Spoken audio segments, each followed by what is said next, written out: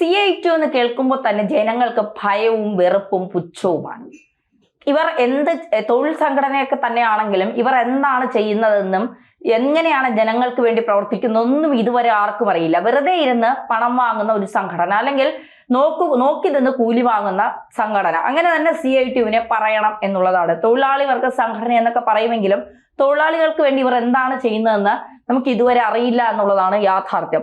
ഇതുമായി ബന്ധപ്പെട്ട Jithin K Jacob, അദ്ദേഹം നിഷ്പക്ഷവാദിയാണ്. ജിതിൻ കെ ജേക്കബ് പറയുന്നത്, അദ്ദേഹം ഫേസ്ബുക്കിൽ കുറിക്കുന്നത് ഇങ്ങനെയാണ്: എന്തുകൊണ്ടാണ് ട്രേഡ് യൂണിയൻ എന്ന് കേൾക്കുമ്പോൾ ജനങ്ങൾക്ക് ഭയവും വെറുപ്പും പരിഹാസവും ഒക്കെ തോന്നുന്നത് എന്നതിന്റെ ഉത്തരമാണ് ഇന്നലെ കേരളം കണ്ടത്. CI2 എന്ന കമ്മ്യൂണിസ്റ്റ് നശീകരണ സംഘടന കാരണം ഇന്ത്യയിലെ മറ്റു ട്രേഡ് യൂണിയൻ സ്ഥാപനങ്ങൾക്ക് പോലും പ്രവർത്തിക്കാൻ പറ്റാത്ത സ്ഥിതിവിശേഷണമാണുള്ളത്. ഇവന്മാർക്ക് അക്രമം നടത്താൻ മാത്രമേ അറിയൂ. ട്രേഡ് യൂണിയൻ എന്ന് പറഞ്ഞ് പിടിച്ചുപറിയും ഗുണ്ടായുസവും നശീകരണവുമാണ് നടക്കുന്നത്. എത്ര പേർക്കറിയാം എന്നറിയില്ല, ഒരു കാലത്ത് ഇന്ത്യയിലെ ഏറ്റവും സമ്പന്നമായ നഗരം കൊൽക്കത്തയായിരുന്നു.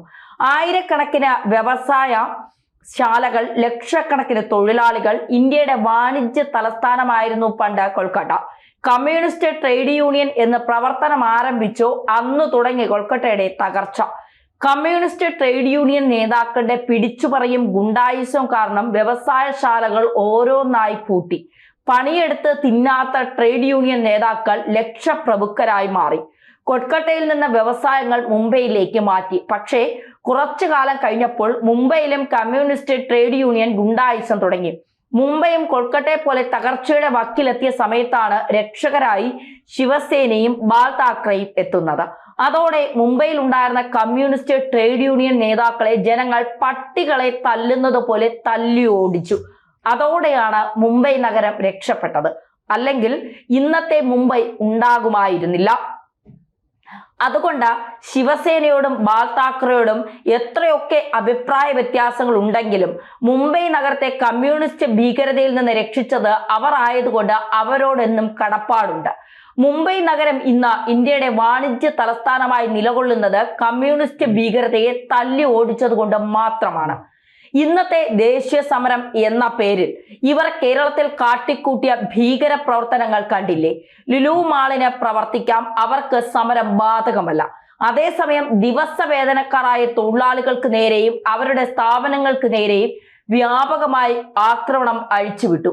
ഇവർ ഭരണത്തിലിരിക്കുന്ന കേരളത്തിൽ 300 രൂപ വരെ ദിവസവേതനം കിട്ടുന്നവർ ഉണ്ട്. എന്നിട്ടാണ് ഇന്ത്യയിൽ മുഴുവൻ 26,000 രൂപ മിനിമം വേതനമാക്കണം എന്ന് പറഞ്ഞ കേരളത്തിൽ തൊഴിലാളികൾക്ക് നേരെ ആക്രമണം അഴിച്ചുവിടുന്നത്.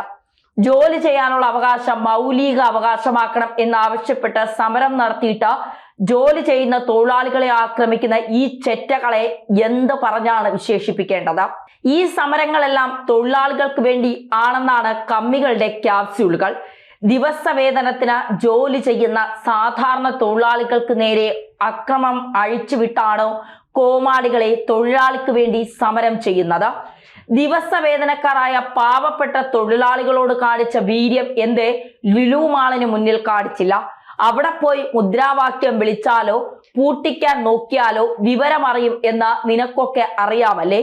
അതുകൊണ്ട് സാധാരണക്കാരായ തൊഴിലാളികളെ ആക്രമിക്കുന്നു. ചുണയുണ്ടെങ്കിൽ ഡൽഹിയിൽ പോയി നരേന്ദ്രമോദിയെ തടയും, അല്ലെങ്കിൽ ഡൽഹിയിൽ സമരം പ്രഖ്യാപിച്ച് അവിടുത്തെ തൊഴിലാളികളെ തടയാൻ നോക്ക്.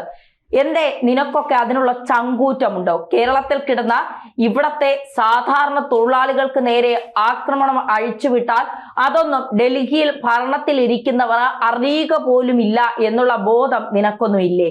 കമ്മ്യൂണിസം എന്ന പ്രാകൃതവും വയലൻസും നിറഞ്ഞ ആശയം പേറുന്ന ഈ ഭീകര സംഘടന ഇല്ല എങ്കിൽ തൊഴിലാളികൾക്ക് സഹായകരമാകുന്ന രീതിയിൽ രാജ്യത്ത് ട്രേഡ് യൂണിയൻ പ്രവർത്തനം നല്ല രീതിയിൽ നടക്കും. തൊഴിലാളികളുടെ ആവശ്യങ്ങൾക്ക് വേണ്ടി ജനങ്ങളുടെ പിന്തുണയും ലഭിക്കും. ഇതിപ്പോൾ CI2 എന്ന ഭീകര സംഘടന ഉള്ളതുകൊണ്ട് തൊഴിലാളി യൂണിയനുകളെ എല്ലാം അക്രമകാരികളാണെന്ന പൊതുബോധം ഉണ്ടായിട്ടുണ്ട്. അതിന്റെ നഷ്ടം അനുഭവിക്കേണ്ടി വരുന്നത് തൊഴിലാളികളാണ്.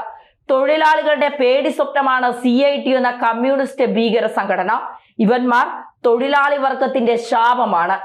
ഈ പിടിച്ചുപറിക്കാർ കാരണമാണ് കേരളം വ്യവസായികളുടെ ശവപ്പറമ്പായി മാറിയത്. ഇവന്റെയൊക്കെ പണിയെടുക്കാതെ തിന്നുന്ന നേതാക്കന്മാരെ കാണുന്നത് തന്നെ ജനങ്ങൾ കറപ്പായി തുടങ്ങി. ഇവർ 35 കൊല്ലം തുടർച്ചയായി ഭരിച്ച ബംഗാളിൽ ഇപ്പോൾ റെയിൽവേ സ്റ്റേഷൻ പോലും ചുമപ്പ് കൊടി കാണിക്കാൻ പറ്റില്ല. ചുമപ്പ് കോണകം കണ്ടാൽ ജനം അടി തുടങ്ങും. ഇന്നലെ ബംഗാളിൽ കമ്മികളെ നാട്ടുകാർ പഞ്ഞിക്കിടുന്നത് നമ്മൾ കണ്ടു. കേരളം രക്ഷപ്പെടണമെങ്കിൽ ഈ പിടിച്ചുപറി സംഘത്തെ ബംഗാളിലെയും ത്രിപുരയും പോലെ ഒരിക്കലും തിരിച്ചു വരാത്ത രീതിയിൽ തുടച്ചു നീക്കുക തന്നെ വേണം. കേരളത്തിന്റെ ഇന്നലത്തെ പ്രതികരണത്തിൽ നിന്ന് മനസ്സിലാകുന്നത് അതുണ്ടാകുന്ന കാലം വിദൂരമല്ല എന്ന് തന്നെയാണ്.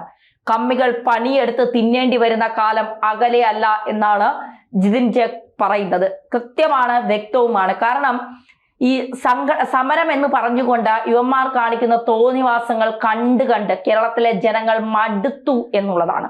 ഒരു ഭാഗത്ത് SFI എന്ന് പറയുന്ന കുറെ കമ്മി ഗുണ്ട സഹാക്കൾ ചേർന്നുകൊണ്ട് പിള്ളേരുടെ പഠിപ്പ് മുടക്കുന്നു, ചോറിൽ മണ്ണ് വാരിയിടുന്നു, എന്നിട്ട് അട്ടഹാസവും ആഡംബരവും നടത്തുന്നു. മറുഭാഗത്ത് CITU എന്ന് പറഞ്ഞുകൊണ്ട് ഭീകരമായ സംഘടന പോലെ പെരുമാറിക്കൊണ്ട് ജനങ്ങളെ ജീവിക്കാൻ അനുവദിക്കാതെ, നമുക്കറിയാം ഓട്ടോറിക്ഷ തൊഴിലാളികളുണ്ട്, അന്നത്തെ ജീവിതം പുലർത്താൻ വേണ്ടി ഓടുന്ന ഓട്ടോറിക്ഷ തൊഴിലാളികൾ.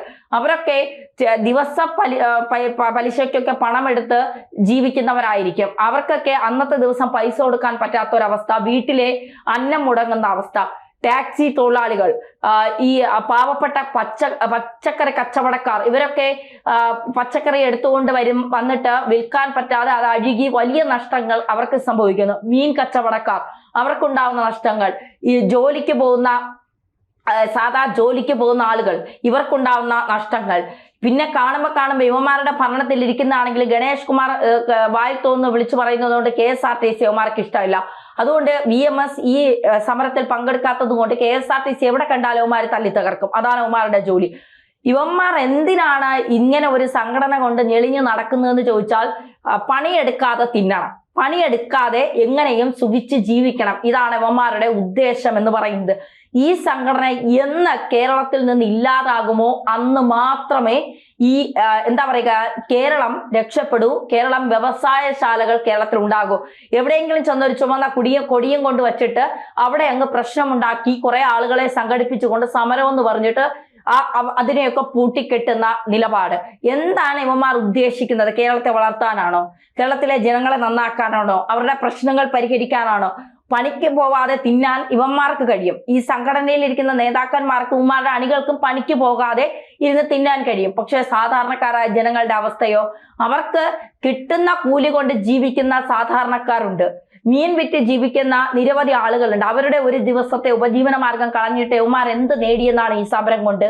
ഈ സമരം കൊണ്ട് യുവമാർ നേടിയ 1-2 കാര്യങ്ങൾ സാധാരണക്കാർക്കൊന്ന് പറഞ്ഞു കൊടുക്കാമോ?